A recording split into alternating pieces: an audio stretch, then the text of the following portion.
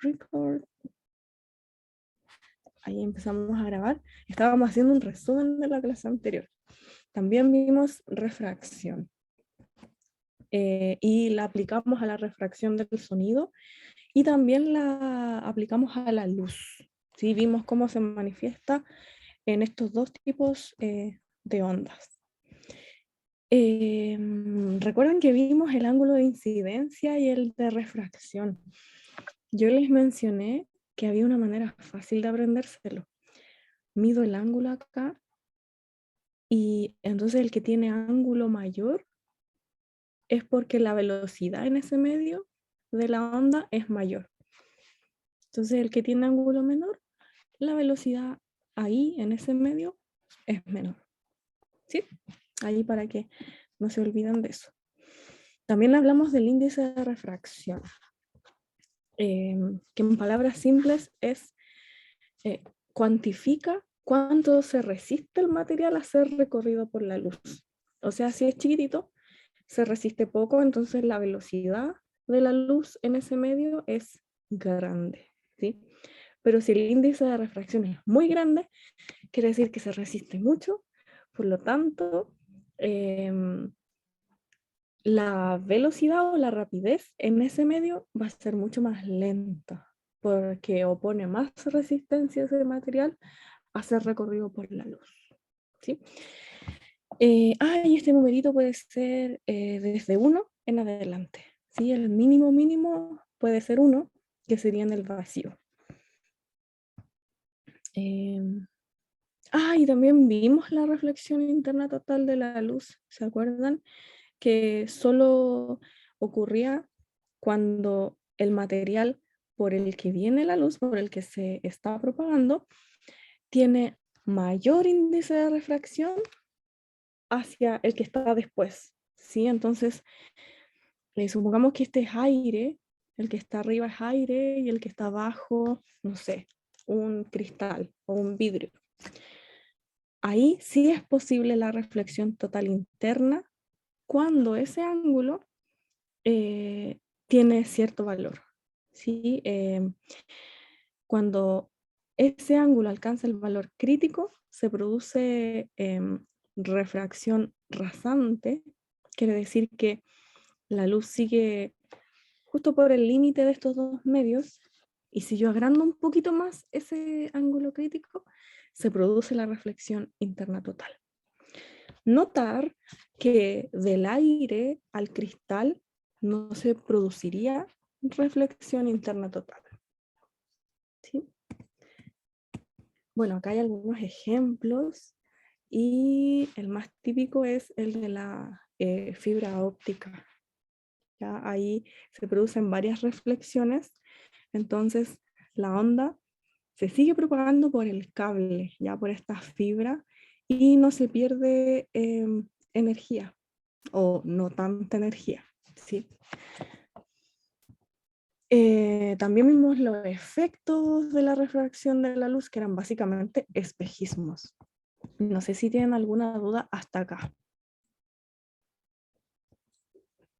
¿Ninguna? Bueno, acá, ¿todo bien? Ok, gracias. No sé si en la clase pasada alcanzamos a estudiar la dispersión con detalle. Así que, bueno, lo voy a describir en términos generales y si tienen dudas, me lo dicen, ¿sí? Acá, la dispersión de la luz, acá vemos este GIF que viene de la luz blanca y todos los colores se refractan, ¿sí? O sea, eh, se, se quiebran o cambian su dirección de propagación en distintos ángulos, ¿sí? Todos los colores se refractan con un ángulo diferente. Entonces, ¿qué pasa? Como la luz blanca contiene todos los colores, cuando la luz blanca llega al cristal, se separan, ¿sí? Como todos los colores se refractan con un ángulo diferente, se ve que los colores del arco iris se separan. Entonces acá podemos ver el rojo, el naranjo, el amarillo, el verde, etcétera, los colores del arco iris. Y a ese fenómeno se le llama dispersión de la luz. Notar que la dispersión, ahí está. Notar que la dispersión es un fenómeno que ocurre en la luz solamente. No hay dispersión del sonido, sí, solo está para la luz. Y esto es porque distintas frecuencias tienen diferentes velocidades en los medios que no son el vacío. Acá el rojo no era más intenso que los demás, con más intensidad. Acá podemos hablar de la frecuencia de cada color, ¿sí? Lo que define que una onda de luz sea rojo o verde es la frecuencia, ¿sí? No la intensidad. Recuerde que la intensidad tiene que ver con la amplitud de la onda, ¿sí? ¿Qué tanta energía transporta la onda? Y bueno, pasa que el color rojo tiene menor frecuencia que los otros colores. Tiene menor frecuencia que el naranjo, que el amarillo, y bueno, el violeta es el color que tiene mayor frecuencia. Acá, esto de las frecuencias puede recordar lo del láser, no sé si se acuerda, de que todos tenemos o hemos tenido un láser rojo, ¿sí? Porque son súper baratos, más asequibles, y claro, son más baratos porque requiere menos energía, ¿sí? El color rojo tiene bajita frecuencia y eso implica bajita energía. En cambio, el violeta, su frecuencia es mayor, entonces la energía es mayor. Y seguimos con el ejemplo del láser. El láser verde, menos personas han tenido un láser verde, ¿cierto? Y un láser azul, yo ya quisiera tener un láser azul, pero son muy caros.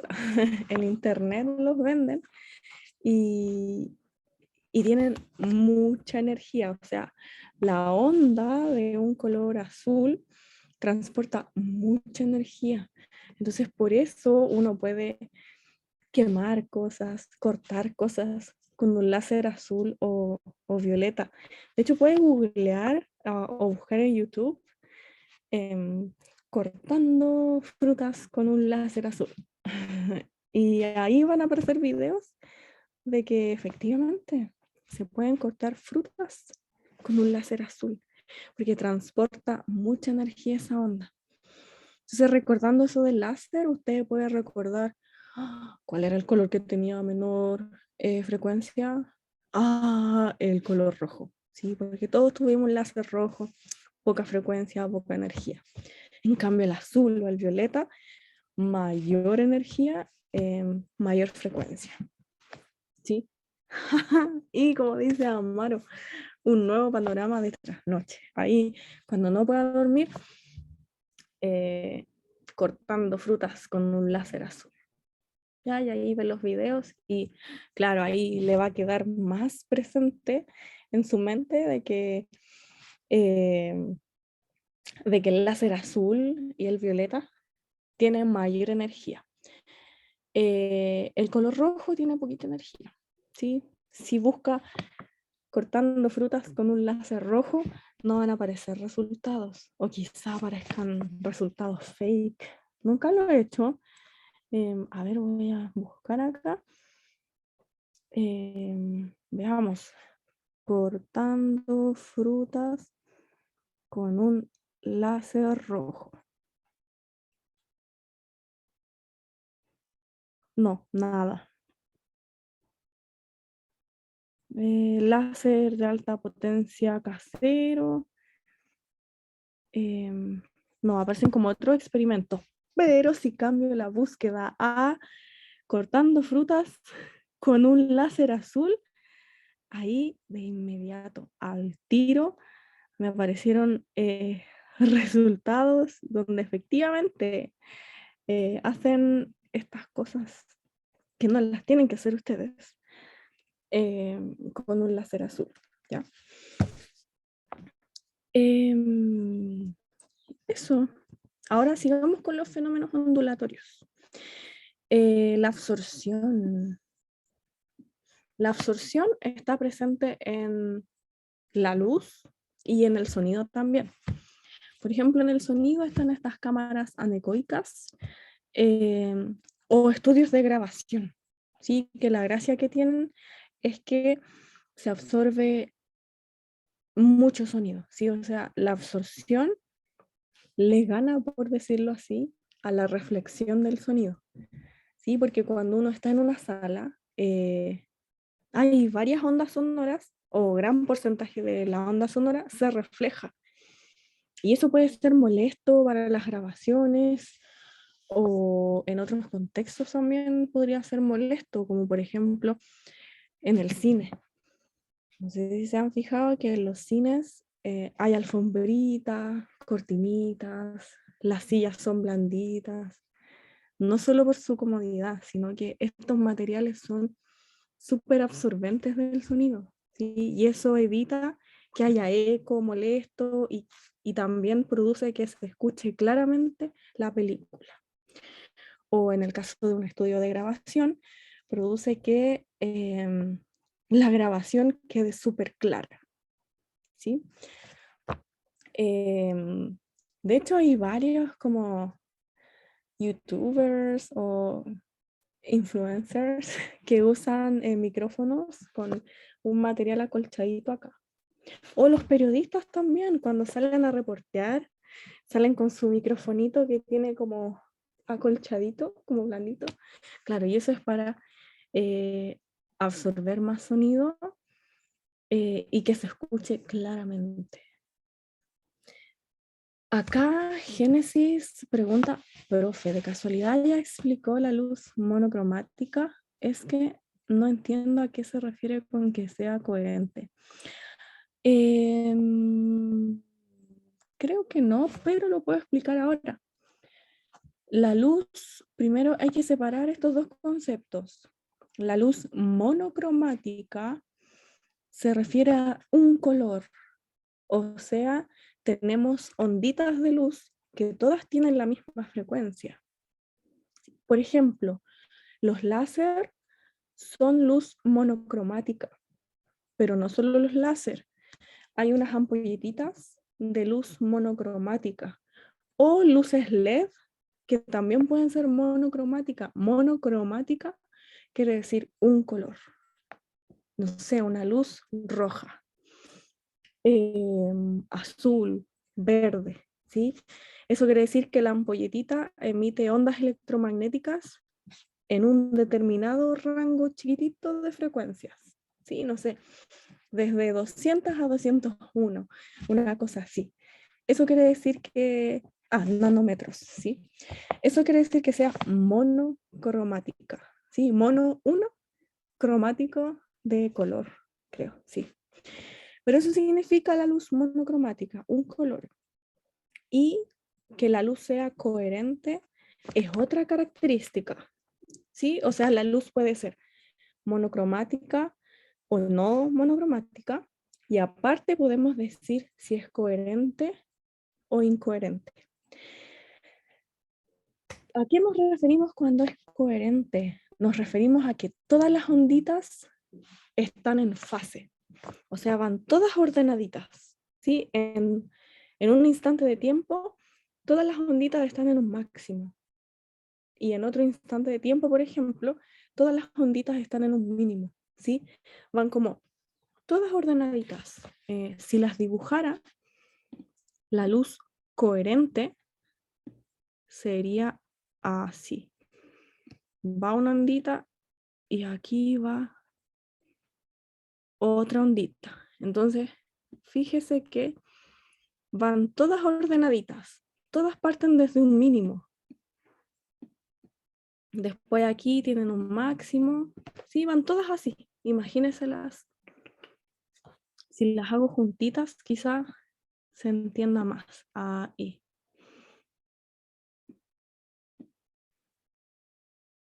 Ay, no, ahí me quedó incoherente. Pero se entiende, ¿cierto? Que van todas ordenaditas, ¿sí? En un momento o todas son máximos, en otro todas son mínimos, ¿sí? Y la luz incoherente sería, no sé, una ondita parte desde un mínimo y se va propagando, y otra ondita parte desde un máximo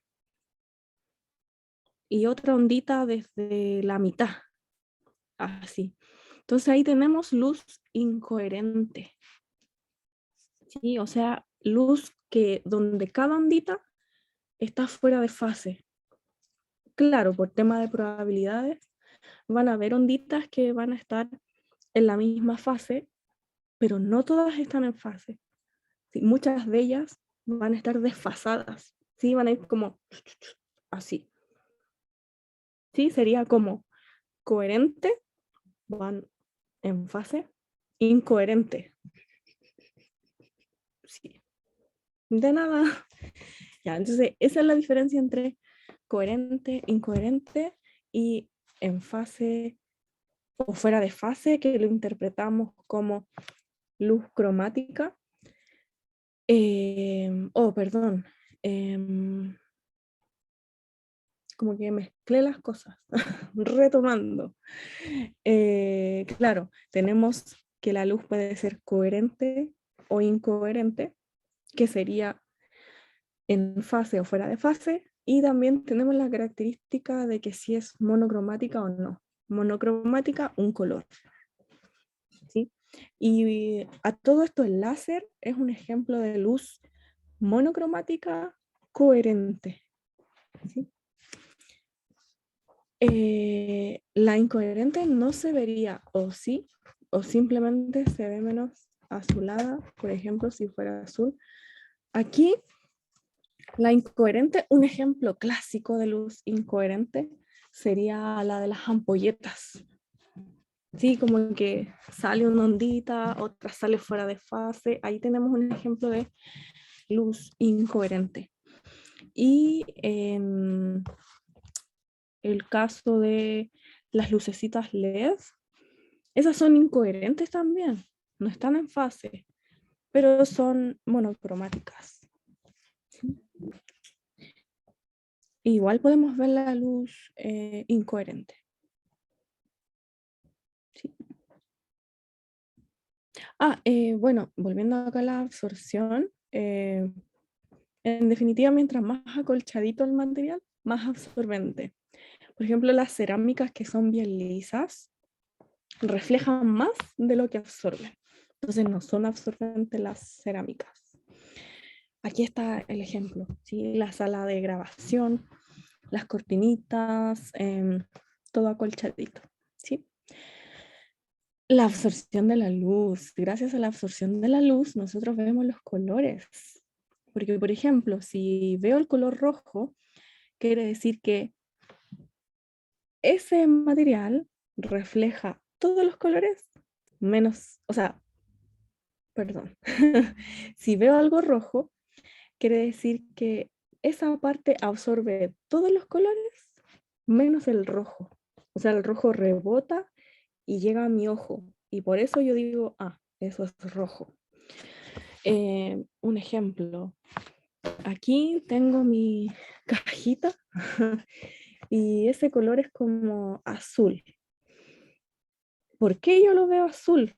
Porque, bueno, llega la luz blanca, que es la luz de las ampolletas, que trae todos los colores. Llegan acá a la cajita y el rojo es absorbido, el verde es absorbido. Todos los colores son absorbidos menos el azul. Entonces el azul rebota y llega a mi ojo. Y así yo puedo ver que eso es azul. Lo mismo con algo verde. Ya, si veo algo verde, absorbe los otros colores y yo veo lo que refleja. Sí, solo lo que es reflejado yo lo puedo ver. Por ejemplo, la ropa blanca. que se usa harto en verano para estar más fresco. ¿Por qué funciona andar de blanco en un día de verano? Porque, bueno, la luz del sol contiene todos los colores. Entonces, llegan a esta prenda blanca y se reflejan. Entonces, esta prenda blanca refleja todos los colores, ¿sí? Todos los colores son reflejados, entonces uno se mantiene fresco en verano. En cambio, si uno anda de negro, el negro es la ausencia de color. Si algo es negro, quiere decir que nada es reflejado. Todos los colores del espectro visible son absorbidos. Entonces, como no llega color, o sea, no llegan onditas en el espectro visible a mi ojo, y yo veo el polerón negro. ¿Sí? Y así, bueno, así es que podemos ver los colores gracias a la absorción y la reflexión de la luz. Aquí este es otro fenómeno, la difracción. La difracción es un fenómeno complejo, pero que se ve súper simple en el colegio y a nivel país. Aquí veo un mensaje. Mary dice que dicen que si uno usa negro da más calor. Sí, efectivamente. Si usted usa prendas negras, se absorben todos los colores. Y recuerde que la luz es una onda y las ondas transportan energía. Entonces usted va a absorber esas ondas electromagnéticas y se va a producir un aumento de temperatura. Sí, le va a dar calor. Así que efectivamente es así. ¿Sí? Volviendo acá a la difracción se refiere a cuando las ondas son capaces de rodear objetos o pasar por aberturas muy pequeñitas. Sí, eso es en términos simples la difracción. Sí, o sea, sortear obstáculos. Hasta el año pasado, un distractor súper común en DEMRE era hacer que usted se confunda entre difracción y refracción. Entonces, no confundirse. Refracción es cuando la luz, cuando pasa de un medio a otro, cambia su velocidad de propagación.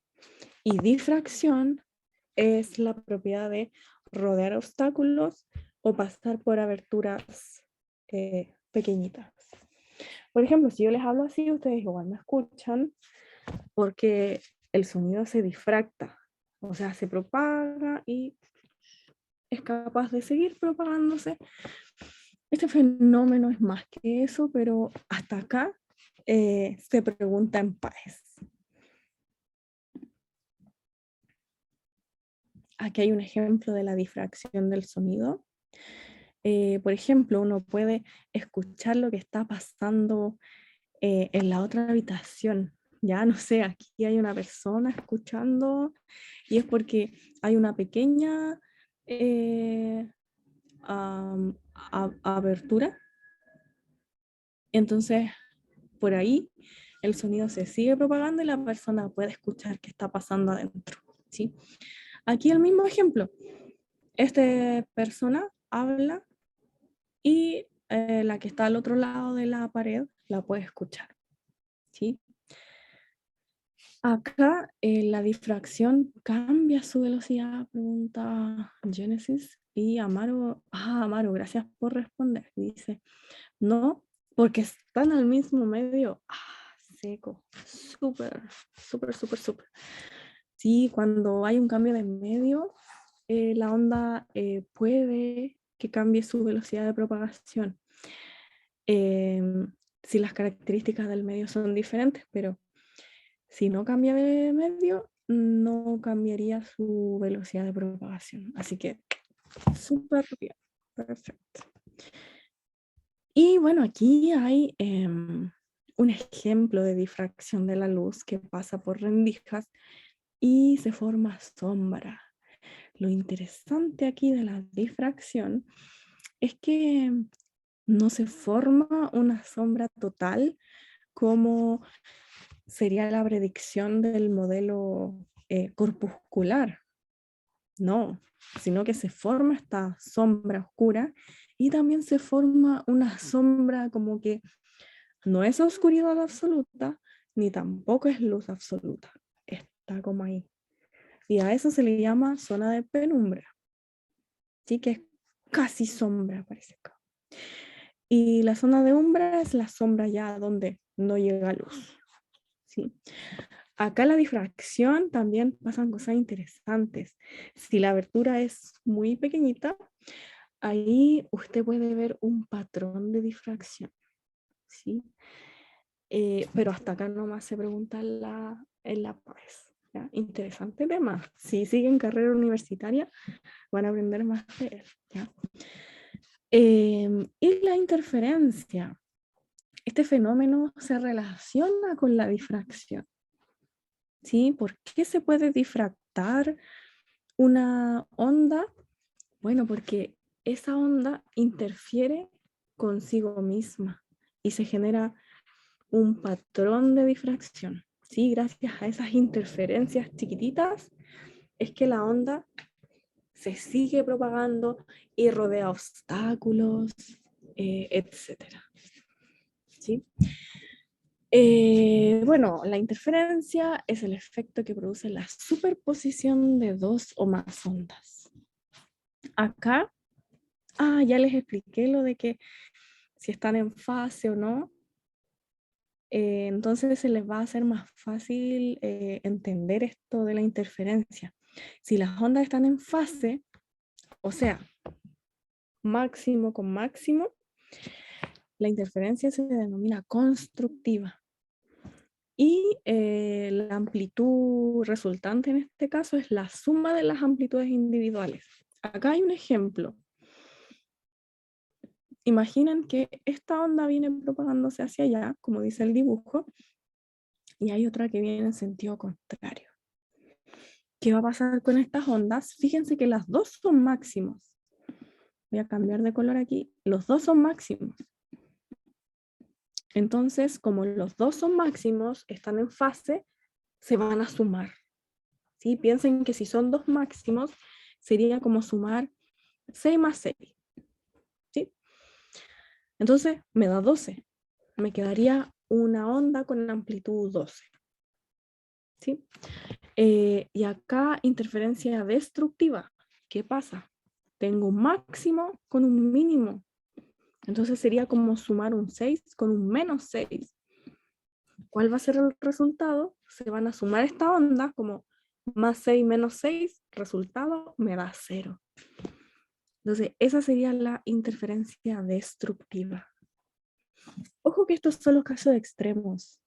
También puede que, no sé, una onda que tenga amplitud 4 milímetros, supongamos, se sume con una onda que no está en fase, pero su amplitud es 2. Entonces sería como sumar 4 con un menos 2. Me da 2. Entonces, ¿cuál sería el resultado?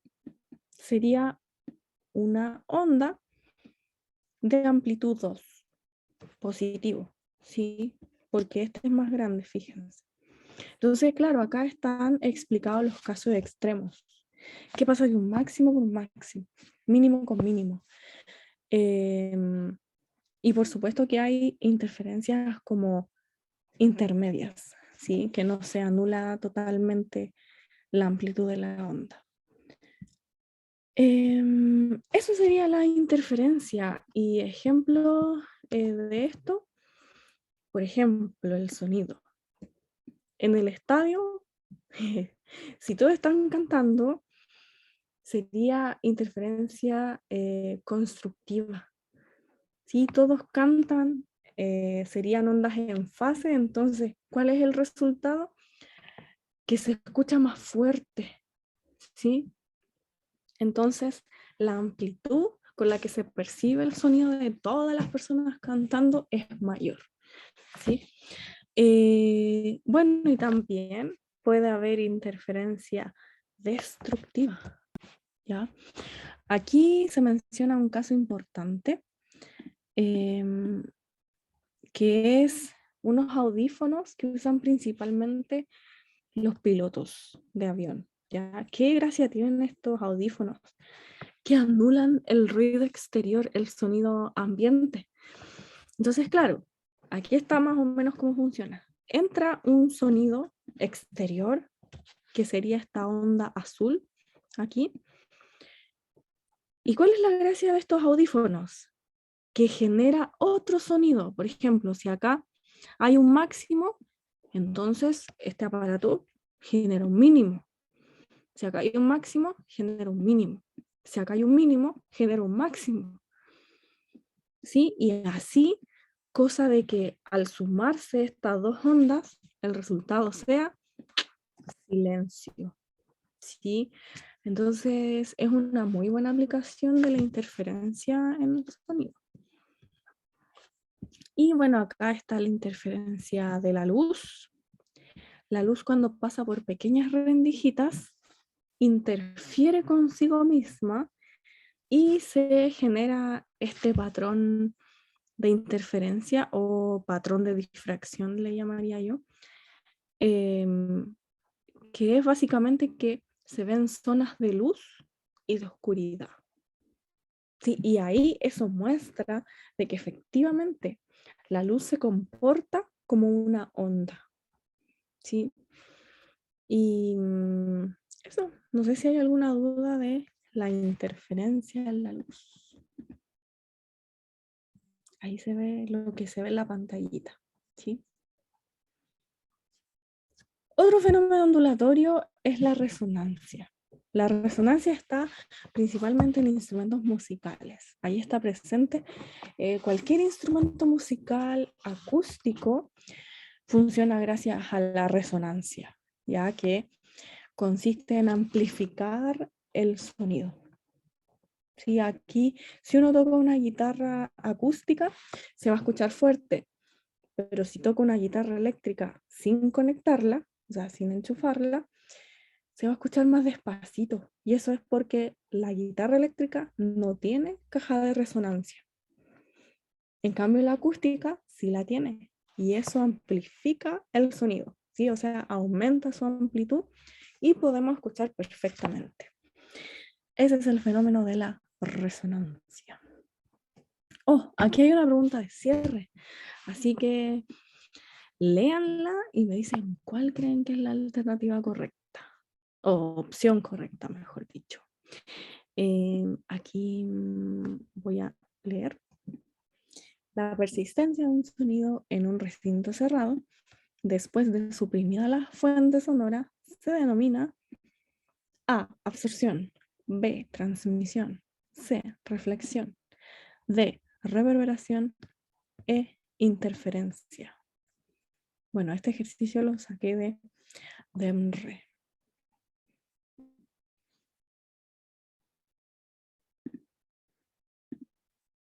Aquí dice, la persistencia de un sonido en un recinto cerrado después de suprimida la fuente sonora se denomina, y bueno, acá debo reconocer que como leo sus alternativas, esta es una tricky question, ¿sí? Es como media tricky, no sé, como equivóquese, sí, esa es la verdad.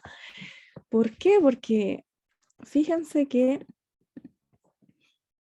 si uno lo piensa, claro, uno podría decir la reflexión, porque en un recinto cerrado el sonido se refleja y se produce este fenómeno de que persiste el sonido. Pero claro, como persiste el sonido, a ese fenómeno le llamamos reverberación. ¿Sí? Entonces, claro, me dicen la persistencia del sonido en un recinto cerrado. Ese fenómeno. Entonces, acá me preguntan, ¿cómo se llama cuando pasa eso? ¿Sí? Y tenemos que distinguir que la reflexión, hay dos casos en el sonido. Cuando se produce eco, o sea, tiene que haber cierta distancia y el sonido viaja, rebota y yo lo escucho de vuelta. O la otra opción es que sea un lugar cerrado, uno emite un sonido y el sonido perdura por cierto tiempo. O sea, a ese fenómeno le llamamos reverberación. ¿Sí? Sí. La opción correcta es la D. No sé si tienen dudas, si tienen alguna otra pregunta, consulta. Aproveche, aproveche. Profe, Dígame. ¿en la reverberación sí o sí tiene que ser un lugar cerrado? Sí. Sí o sí tiene que ser un lugar cerrado. Puede ser pequeñito, como su baño, o grande como una catedral. Sí, pero tiene que ser un lugar cerrado, de modo que se produzcan múltiples reflexiones. Entonces da la sensación de que el sonido se extiende.